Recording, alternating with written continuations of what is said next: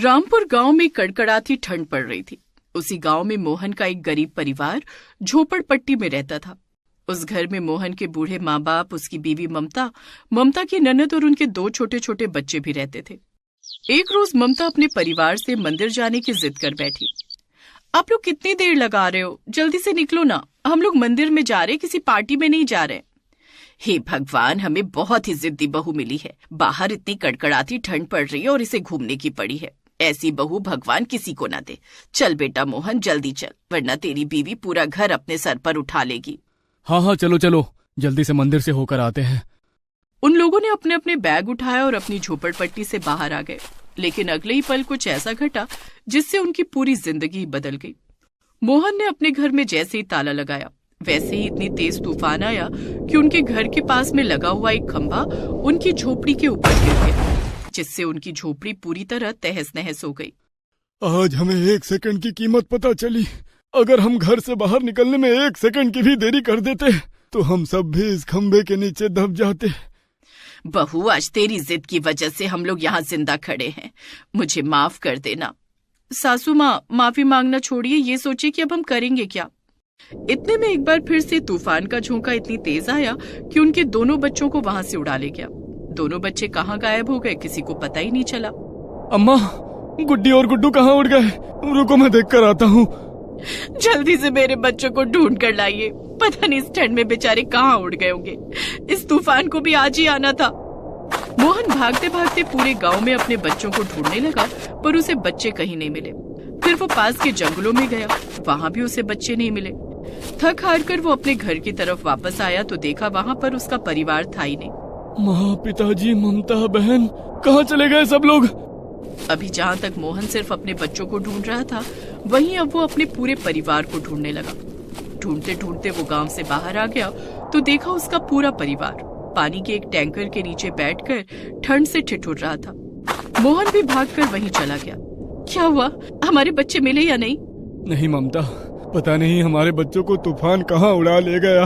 हमारा घर भी तबाह हो गया, हमारे बच्चे भी गायब हो गए। एक पल में ना जाने क्या से क्या हो गया। भैया, हम तो अच्छे खासे मंदिर जा रहे थे। भगवान ने हमारे साथ ये क्या किया? अब हम रहेंगे कहाँ? मोहन, इस ठंड में तेरे पानी वाले टैंकर का काम तो चल नहीं रहा, तो ऐसा कर, ये पूरा टैंकर खाली कर दे। इस टैंकर के अंदर ही हम सब रहते हैं। उसके बाद बच्चों को भी तो ढूंढना है। अब उनके पास कोई दूसरा रास्ता नहीं था, इसीलिए मोहन ने अपने टैंकर का सारा पानी खाली कर दिया। खाली करने के बाद अंदर साफ सफाई की और पूरे परिवार को टैंकर के अंदर लेकर चला गया, जहां उन्हें ठंड से थोड़ी राहत मिलने लगी। हमने सर छुपाने का इंतजाम तो कर लिया, पर मेरे बच्चे पता नहीं किस हालत में होंगे इस ठंड में। मोहन, आप मेरे साथ चलिए, बच्चों को ढूंढते हैं। बहन, तुम माँ बाप का ख्याल रखना, मैं और ममता बच्चों को ढूंढने जा रहे हैं। ठीक है भैया। लेकिन मोहन ने जैसे ही टैंकर का दरवाजा खोला, वैसे ही तूफान इतनी तेज आया कि इस तूफान में उड़ते हुए उनके दोनों बच्चे सीधा टैंकर के अंदर लैंड हुए। बच्चों, तुम दोनों ठीक तो हो ना? अरे कहाँ चले गए थे तुम दोनों? मेरे बच्चों, तुम दोनों कहाँ चले गए थे? हम सबकी तो सांस ही अटक गई थी। माँ, दादाजी, पापा, बुआ, हम लोगों को तूफान पता नहीं कहाँ उड़ा ले गया था। हम दोनों जाकर किसी गड्ढे में गिर गए थे। बाहर निकलने की कोशिश की तो हमारे ऊपर बर्फ जम गई। किसी तरह हम दोनों बर्फ से जैसे ही बाहर आए, वैसे ही इतनी तेज तूफान आया कि हम दोनों उड़कर सीधा टैंकर के अंदर आ गए। लेकिन आप लोग यहाँ टैंकर में क्या कर रहे हो? बेटा, हमारे घर के ऊपर खंबा गिर गया था ना, इतनी ठंड में हम लोगों को इससे अच्छी जगह रहने के लिए और कोई मिली ही नहीं। खैर, धीरे धीरे रात हो गई। उनके पास रहने के लिए जगह तो थी, लेकिन खाने के लिए ना पैसा था और ना ही ठंड भगाने के लिए कोई इंतजाम। ये तो अच्छा था कि उन लोगों ने मंदिर जाने के लिए अपने अपने बैग पैक कर लिए थे, जिसमें सबके कपड़े, कंबल, सब कुछ थे। ममता, चलो टैंकर के बाहर चलो, मैं आग जला देता हूँ और वहीं मिट्टी का चूल्हा बना लेता हूँ। तब तक मैं पास के तालाब से कुछ मछलियाँ पकड़ लाता हूँ, क्योंकि जिंदा रहने के लिए कुछ खाना तो पड़ेगा ही। मोहन के साथ साथ अब उनका पूरा परिवार टैंकर से बाहर आया। ममता ने चूल्हे में सबके लिए चाय नाश्ता बनाया। इतने में मोहन पास के तालाब से मछली पकड़कर भी ले आया, जिसे खाकर एक बार फिर से सभी लोग टैंकर के अंदर चले गए। तभी ममता के ससुर ने कहा, बेटा, अरे आखिर हम कब तक इस टैंकर के अंदर रहेंगे? इस उम्र में मुझे कहीं काम भी नहीं मिलेगा, वरना मैं ही कहीं मजदूरी कर लेता। आगे की जिंदगी हम जिएंगे कैसे? अपना घर दोबारा कैसे बनाएंगे? पिताजी, इतनी ठंड के मौसम में मेरे टैंकर का काम नहीं चल रहा। कोई पानी लेने को तैयार ही नहीं है, तो भला पैसे कहाँ से आएंगे? और रही बात मजदूरी की, तो इतनी ठंड में कहीं काम नहीं मिल रहा। अभी सो जाते हैं, कल सुबह कहीं काम ढूंढने जाऊंगा। भगवान ने चाहा तो मिल ही जाएगा। सभी लोग उसी टैंकर के अंदर सो गए। अगली सुबह ममता ने सबके लिए चाय बनाई और मोहन काम ढूंढने के लिए निकल गया। वो दिन भर इधर उधर भटकता रहा। काम ढूंढते ढूंढते मोहन एक फैक्ट्री में पहुंचा। सुपरवाइजर से उसने काम मांगा। भाई साहब, इस फैक्ट्री में मेरे लिए कुछ काम मिलेगा क्या? मेरा परिवार सड़क पर आ गया है, मैं कुछ भी करने को तैयार हूँ। अगर कोई काम हो तो मुझे दीजिए, पैसे भले ही कम दे देना। अरे यार, तुमको काम की पड़ी है। यहाँ ठंड की वजह से मेरी हालत खराब है। घर जाओ, बीवी बच्चों के साथ ठंडी के मजे लो। काम धाम करने की कोई जरूरत नहीं है। वैसे भी मैं अपने कर्मचारियों को एक एक करके निकाल रहा हूँ, क्योंकि इस समय काम ही नहीं है। ऑर्डर आएंगे तभी तो मैं मजदूर रखूंगा ना। इस तरह इतनी ठंड में उसे कहीं भी काम नहीं मिला और थक हार कर वो फिर से टैंकर में वापस आ गया। तभी ममता ने कहा, एक ही दिन में हमारे परिवार के साथ इतनी सारी घटनाएं हो गई कि हम भगवान को तो भूल ही गए। भाभी, आपके कहने का क्या मतलब है? हम लोग अपने घर से मंदिर जाने के लिए निकले थे, लेकिन अभी तक हम मंदिर नहीं गए। हमें लगता है कि अब किसी तरह हमें मंदिर जाना ही होगा और भगवान से प्रार्थना करनी होगी, क्योंकि इसके अलावा हमारे पास कोई दूसरा रास्ता नहीं बचा। हाँ बहू, शायद तू सही कह रही है। अब भगवान से प्रार्थना करने के अलावा और कर भी क्या सकते हैं। तो ठीक है, अभी चलते हैं। आप लोग यहीं बैठो, मैं आगे जाकर टैंकर स्टार्ट करने की कोशिश करता हूँ। इसी टैंकर से हम लोग मंदिर चलेंगे। मोहन ने आगे जाकर टैंकर स्टार्ट किया और निकल पड़ा मंदिर के सफर पर। काफी देर तक टैंकर चलाने के बाद मोहन करीब आधी रात में मंदिर पहुंच ही गया। वो मंदिर जंगल के बीचों बीच था, जहां पर उस समय कोई नहीं था। मोहन ने टैंकर का गेट खोला और पूरा परिवार बाहर आ गया। सभी ने पूजा प्रार्थना की, फरियाद की, हे भगवान, हमारी स्थिति बहुत खराब हो गई है। हम तो आपके दरबार ही आ रहे थे, पर आपने हमारे साथ इतना बुरा क्यों किया? अब आप ही कोई रास्ता दिखाइए। ममता के इतना बोलते ही उसके सर पर एक गेंदे का फूल गिरा। तभी मूर्ति से आवाज आई, ये कोई साधारण फूल नहीं है, बल्कि मेरा आशीर्वाद है। इस फूल को अपने पति के टैंकर में रख देना। भगवान, उससे क्या होगा? इससे टैंकर के अंदर का पानी ठंड के मौसम में हमेशा गर्म रहेगा और गर्मी के मौसम में ठंडा। ममता ने तुरंत भागकर ये बात अपने परिवार को बताई। सबको बाहर निकालकर ममता ने जैसे ही वो फूल टैंकर के अंदर डाला, वैसे ही पूरे टैंकर में गर्म पानी भर गया। तभी मोहन के दिमाग में एक आइडिया आया। ये तो चमत्कार हो गया ममता, भगवान ने इतनी मदद तो कर ही दी। बाकी मैं मेहनत कर लूंगा। गर्म पानी तो लोग खरीदेंगे ही, सस्ते में बेचूंगा। अब कुछ दिन इसी मंदिर में तंबू बनाकर रहेंगे और आसपास की सोसाइटी और फैक्ट्री में जाकर गर्म पानी बेचूंगा। ऊपर वाले ने चाहा तो मेरा काम तुरंत चल पड़ेगा। मोहन ने उसी जंगल में एक तंबू बनाया और गर्म पानी की सप्लाई करने लगे। उसका काम पहले दिन से ही चलने लगा। भयंकर ठंड में लोग गर्म पानी इतने सस्ते रेट में भला क्यों नहीं खरीदेंगे? मोहन पानी बेचता जा रहा था, पर टैंकर से पानी कभी खत्म ही नहीं होता था। कुछ ही दिनों में उसने पैसा इकट्ठा करके अपने गांव वाले घर की मरम्मत करा ली और सभी खुशी खुशी रहने लगे। पापा, मम्मी, चाचा, दादा, दादी, कोई मुझे बचाओ, मैं नदी में गिर जाऊंगा। मेरा बच्चा पुल से नीचे लटक गया है। अरे कोई तो बचाओ मेरे बच्चे को, नीचे नदी में गिर जाएगा। वो तो अभी इतना छोटा है कि उसे तैरना भी नहीं आता। अरे कितनी बार कहा है कि यहाँ पर बच्चों को देखते रहा करो। हम लोग पुल के ऊपर रहते हैं, नीचे नदी बहती है। कोई भी बच्चा नीचे गिर सकता है। बच्चों को संभाल कर नहीं रख सकती बहू। मोहन का परिवार बहुत गरीब था। वो अपनी पत्नी रागिनी, अपने 7 साल के बेटे पिंकू, अपने माता पिता और अपने छोटे भाई के साथ पुल के ऊपर तंबू बनाकर रहता था, क्योंकि वो पुल इतना पुराना हो चुका था कि वहां कोई आता जाता नहीं था। जितनी देर में वो लोग उसे बचाने आए, पिंकू नदी में जा गिरा। अरे तुम लोग यहाँ आपस में बहस ही करते रहे। वो देखो, मेरा पोता नदी में गिर गया। मोहन का बेटा नदी के अंदर डूब रहा था और मदद के लिए गुहार लगा रहा था। पापा बचाओ, चाचा बचाओ, मैं डूब रहा हूँ, कोई तो मुझे बचा लो। भैया, पिंकू तो डूब रहा है, मुझे तैरना आता है, मैं उसे बचाता हूँ। नदी का बहाव बहुत तेज था। तभी अचानक तेज तूफान आने लगा। आसमान में बादल काले हो गए और बर्फ के ओले भी गिरने लगे। राहुल ने आव देखा न था, उसने नदी में छलांग लगा दी और किसी तरह तूफान का सामना करते हुए पिंकू को नदी के किनारे ले आया। पिंकू, तुम्हें पुल के किनारे आने की क्या जरूरत थी? चाचू आज के बाद ऐसा नहीं करूँगा, लेकिन मेरा भी मन करता है इधर उधर बाहर घूमने का। यहाँ पुल पर हमारे अलावा कोई नहीं रहता। देवर जी, पिंकू को लेकर ऊपर आ जाइए, तूफान बहुत तेज चल रहा है। अगर तेज हवा का झोंका आया तो तुम दोनों फिर से नदी में बह जाओगे। हाँ हाँ भाभी। राहुल पिंकू को लेकर पुल के ऊपर आ गया।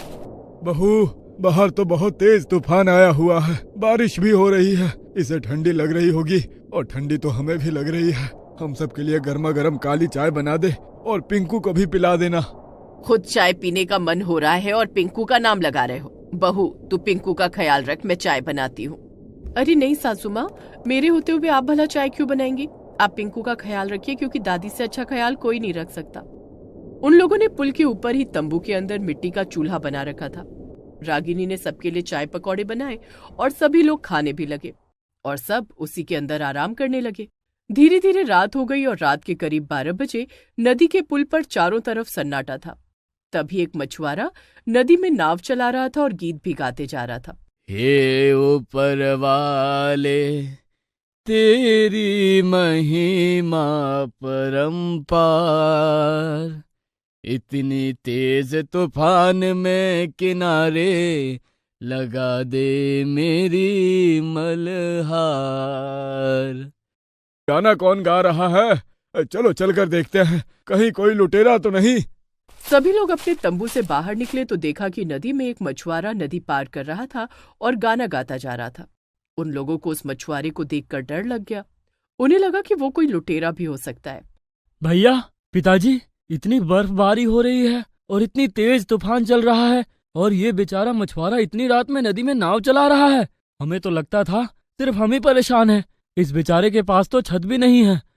अरे नहीं नहीं, रात के समय ऐसे लोगों का कोई भरोसा नहीं। हो सकता है मछुआरे के वेश में ये कोई लुटेरा हो, गांव में लूट मार करने जा रहा हो। रुको, मैं इससे बात करता हूँ।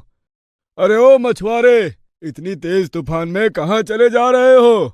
अरे कहाँ जाऊंगा बाबूजी, ये नदी ही मेरा घर है और ये नाव मेरा कमरा। मेरा कोई घर ही नहीं है। यहीं से मछलियाँ पकड़कर बेचता हूँ और अपनी जिंदगी काटता हूँ। नींद नहीं आ रही थी तो सोचा थोड़े गीत गुनगुना लूं।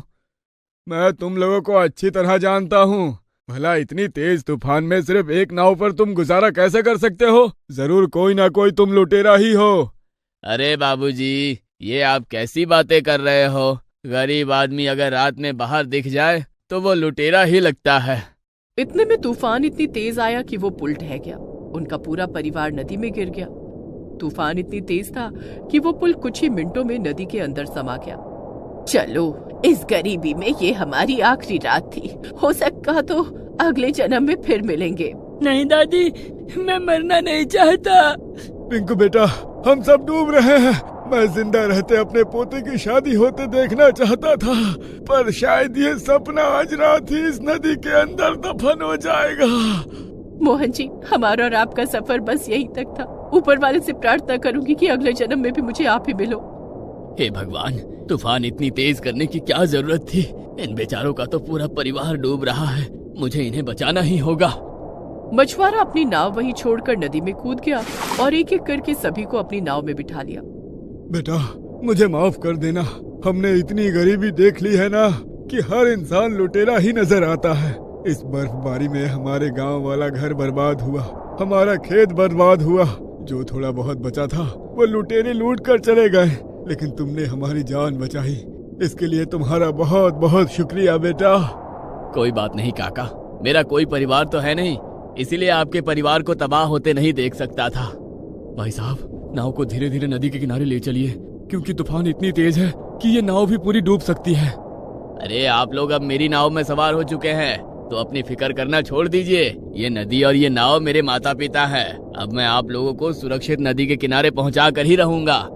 मछुआरे ने नाव चलाना शुरू किया।